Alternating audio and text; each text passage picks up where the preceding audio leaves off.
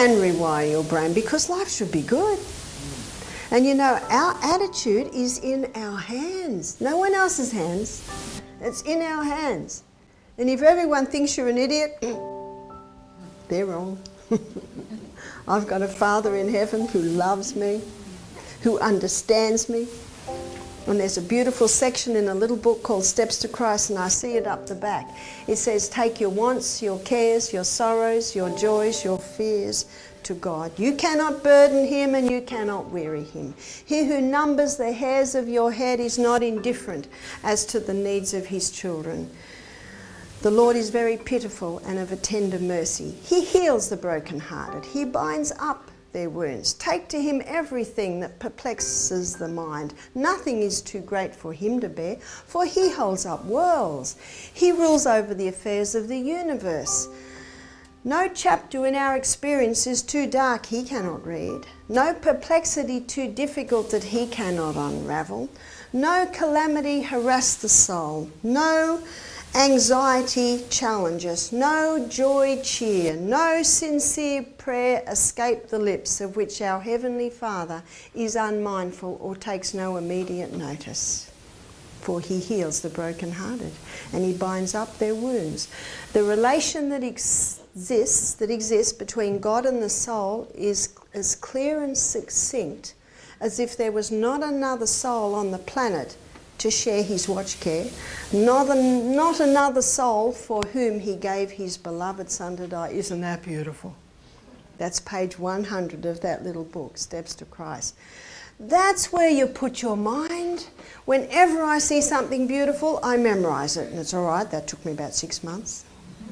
But just like the piano players, they can just get on that piano and play.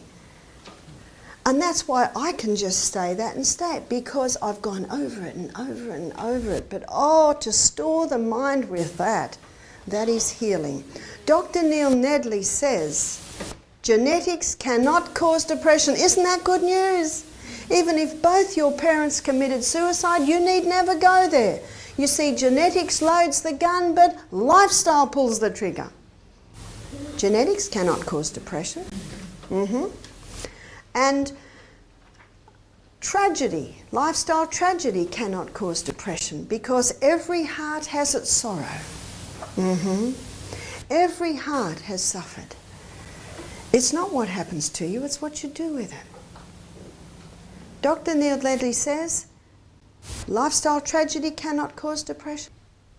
Genetics cannot cause depression, but on one or two of those, you throw in this list. You lack this list. You excess in this. You poison with this, and the scales are tipped. The scales are tipped.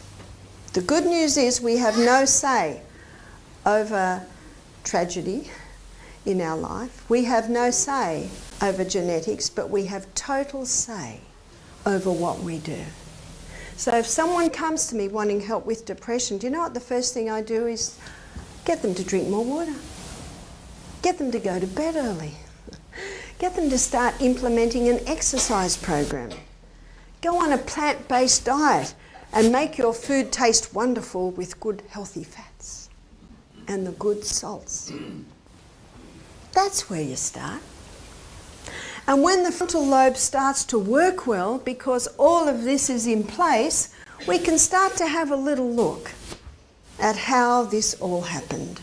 That's why we all should be private investigators, investigating why these things are so.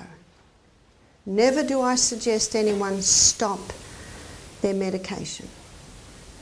There are some medications you can stop immediately. They're your blood thinners, and they're your statin drugs. They can be stopped straight away. But antidepressants and medication for the mind, that has to be eased off. And it eases off once you implement this. You start to feel better and you start to ease off it. And I've seen many do that. Isn't that good news? So as you can see, ladies and gentlemen, depression can be prevented.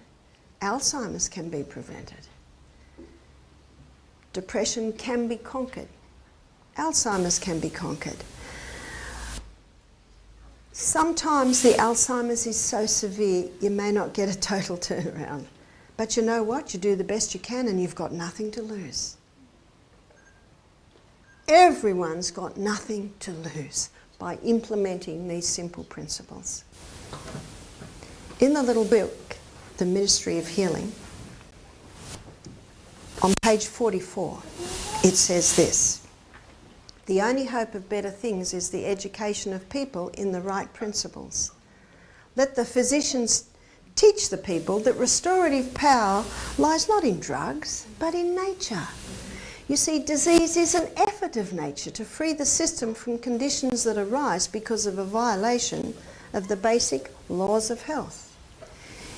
In case of sickness, the cause should be ascertained, unhealthful conditions changed, wrong habits corrected, then nature is to be assisted in her efforts to expel impurities and re-establish right conditions back in the system. Pure air, sunlight, temperance, rest, exercise, proper diet, use of water, trust in divine power, these are the true remedies. Every person should have a knowledge of nature's remedial agencies and how to apply them.